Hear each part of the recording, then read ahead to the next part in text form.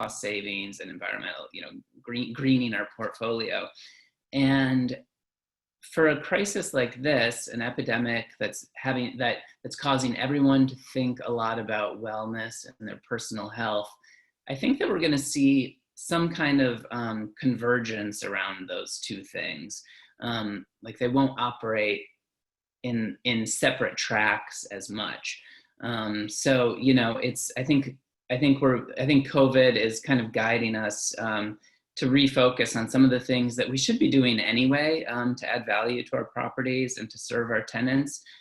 Creating spaces that are humanizing, that are healthy, that are efficient, and that engender community. If you think about some examples, if you're working on a LEED accreditation for a building, for instance, you get points for having a bike room, for instance, and in some ways that may have just seemed like kind of a box checking kind of thing because having a LEED building was a good marketing tool, but now everybody is buying. I mean, bike shops are reporting record sales, and so now it becomes a lot more important to people personally. And it's a lot closer to home. If your building has a bike room, that's actually much more meaningful to you. So a lot of the, sustainability and wellness efforts that have been underway for years are really kind of, coming home to roost, I would say. They have a real and integral value to our buildings, and those a lot of them also overlap a lot with the kind of amenity work that we're doing. Yeah, and I remember we were speaking earlier today. You spoke specifically about a walking path around an office portfolio, and how that didn't seem to be a priority at the time, and now people are realizing how important getting outside is.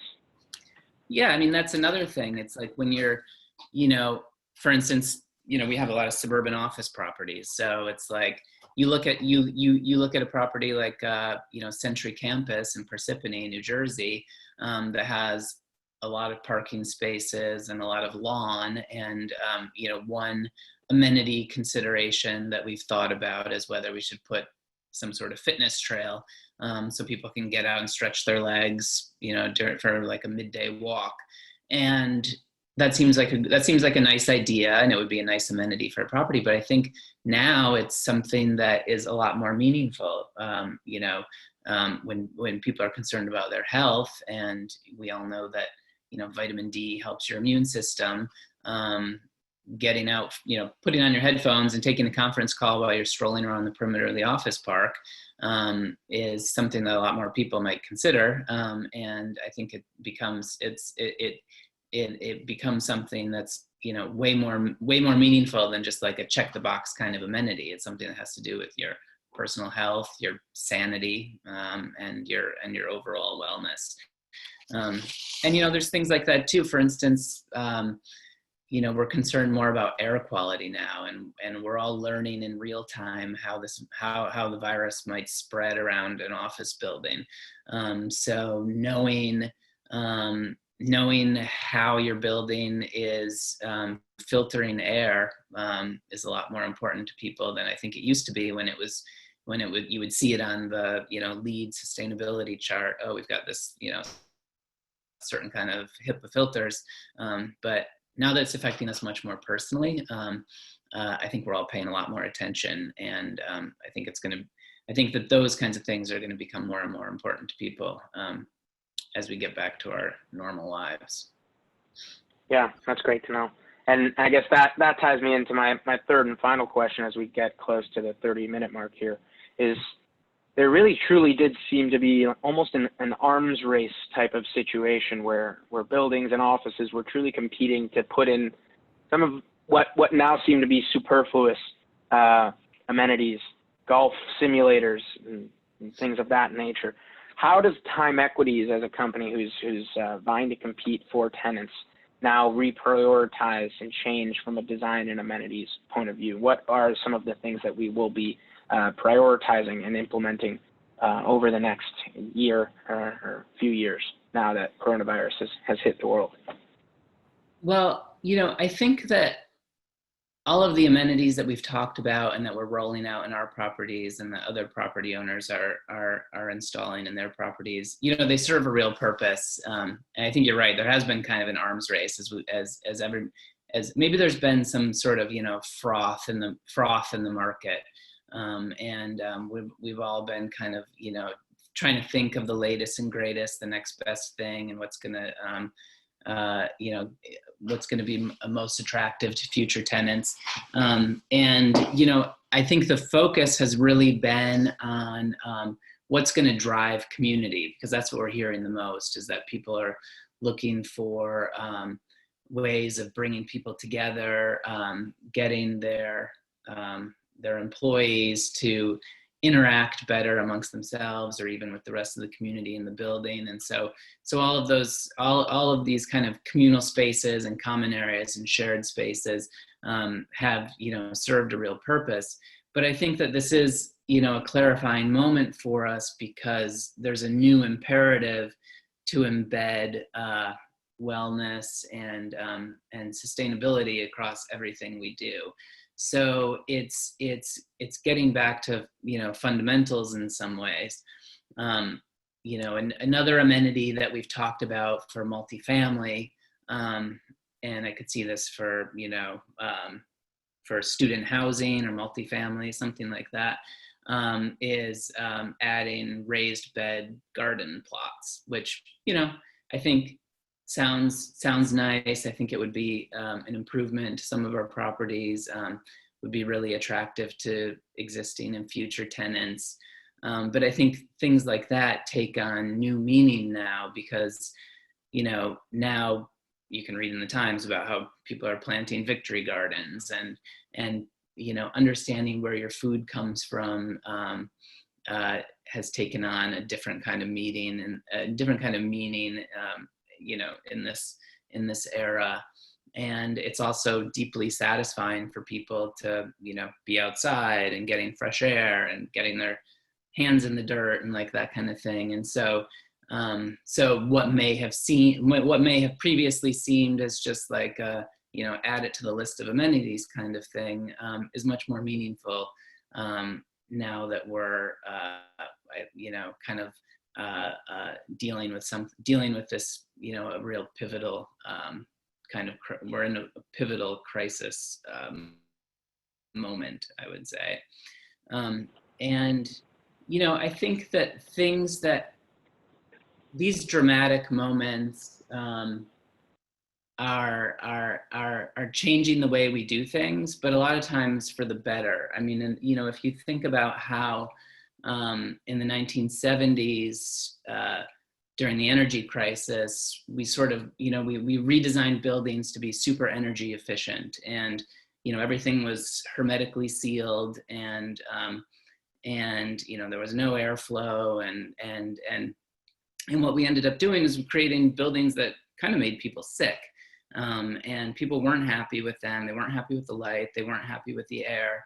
And so we had to change our tack, and we started investigating ways of making buildings greener and more sustainable. And now we've evolved to the point where we can design and build buildings that are still energy efficient like they need to be, but now they're also they're also greener and make people feel better and are more sustainable.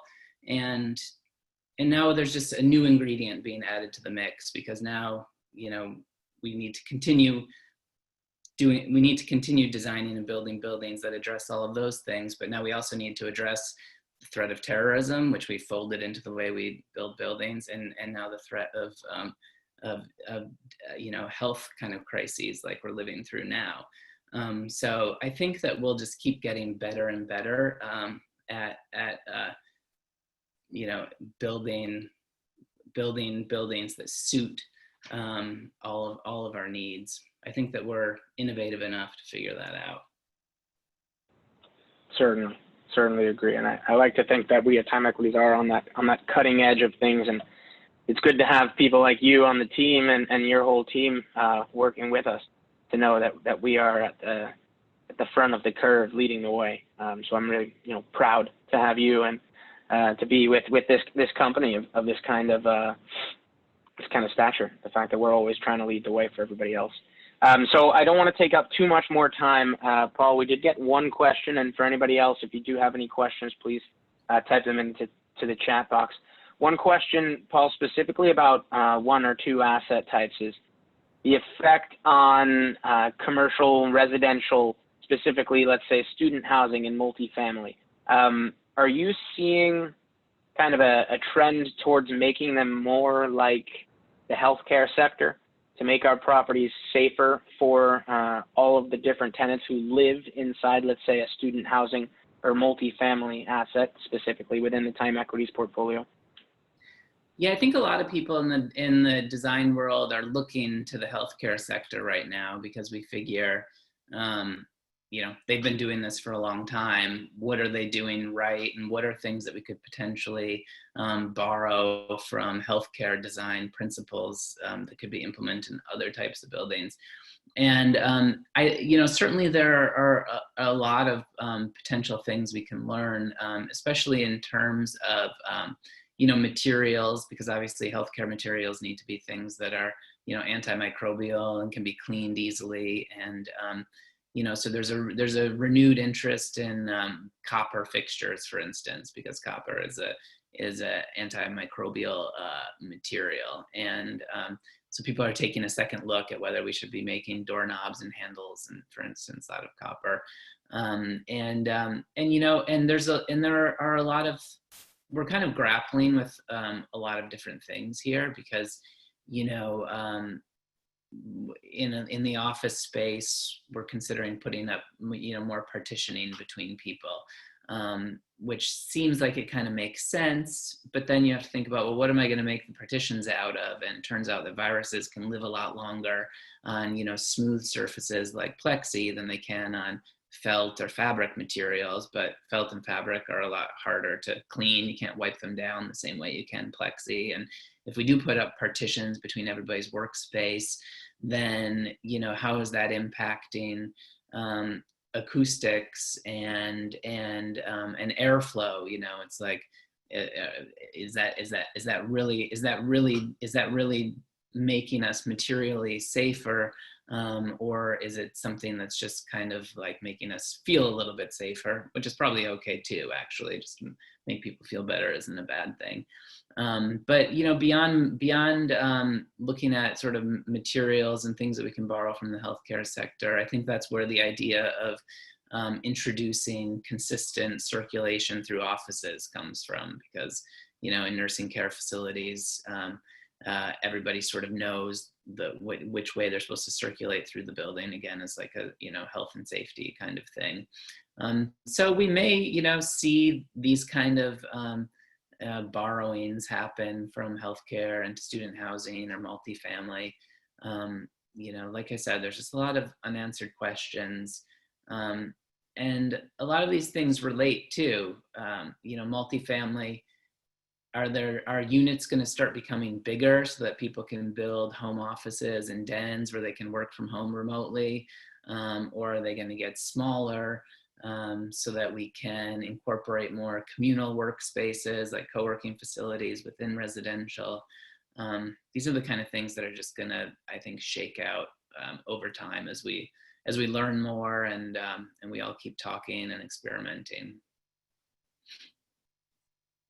Yeah, I totally agree, and I get a feeling of comfort to hear you speak about it specifically, because I think these are all questions we're all wondering. Each asset type has its own specific set of questions to go with it, and it's good to know that you've certainly thought about a lot more aspects of it than I personally have. Getting down to the different kind of things that we use if we're going to put up partitions. What are we going to create it from, and how are we going to service it going forward? So that's really great to know. Well, Paul, it's now about 1:32 Eastern time. I don't see any more questions in here. So again, to all of our attendees, if you have any questions, please type them into the chat box.